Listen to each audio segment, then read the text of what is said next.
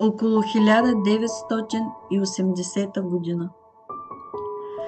Има много още светове, планети населявани, но те не са паднали в грях, подобно на паднала планета Земя. И днес човекът ги дири, за да ги открие, но не ще успее, защото те са от съвсем друго естество. Те не са смъртни, материя като нас. Няма дата. Бог е сила, мощ, която се изявява в творческа дейност, духовна и физическа, сред Вселена, Всемир. Вселена означава цялото небе, отрупано с галактики, пътя Млечен, плеяди, съзвездия. Като се изключва Слънчевата система, тя носи наименованието Всемирна система.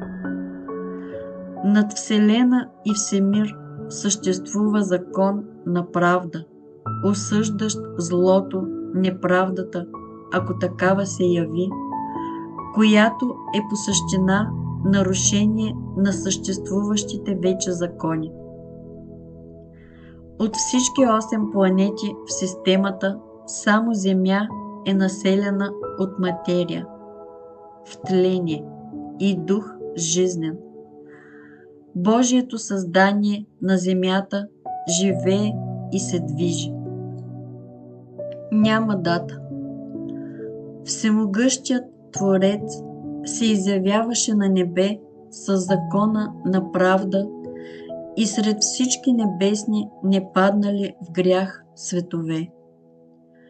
За връщането му в небето и дума не можеше да става, но Сатана знаеше края свой и че малко му оставаше, затова насочи своето внимание върху кратковременното съществувание на човешкия живот. 17 май 1961 година. Но явно бе и това, че Сатана трябваше да изяви своето падение и пред небе и земя, небесни жители от непаднали светове, планетни, да узнаят неговото нечисто дяло на коварство и злина в борбата и целта му да познаят, да завоюва земя и с нея да се увенчае в царство на гибелта, на ада и смъртта. 13 октомври 1956 година. Днес ние, съда велик, в пълен тронен лик, съдебни заседатели с наблюдатели, свидетели от вси планетни обитатели на 7 планети в Слънчевата система и светове непознати на земните селения, всички в чинове и редове на велики в правда родове, днес ни единни вси заседатели, съдебни, съдии. 4 юни 1966 година. Но Бог е силен да води до последно скончание чрез съсъди своята борба не за себе си, че не може да я погаси, но за непадналите светове, които са наблюдатели. Нека те видят добре какво може да направи в своето най-ниско падение творението спрямо Твореца си в непослушание.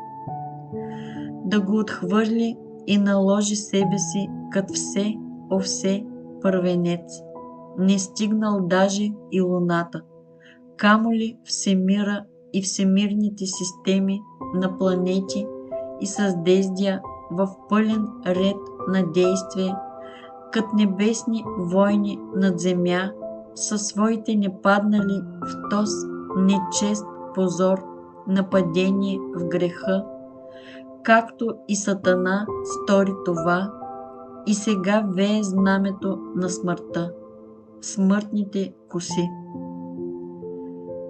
25 октомври 1974 година. И тя, планета Земя, ще е негова за вовек княгиня на мир и пирование в сватбени увенчания на бъдещи съдби. От тя и само тя е най-прекрасната светла звезда сред кордона златен на мощта и всяко утро ранна зора. Тя, пребулена в правдата княжева съдба, се явява сред лазура ведри в хорото на своето съзвездие, планети и системни светове зърваха я вси като сияйна звезда. Тя чакаше мига върховен, войнат смели да се яви. 12 декември 1949 година. Встрой са съзвездията вси и пазят на Ориона вратите, откъдето ще мине шествието на Христа.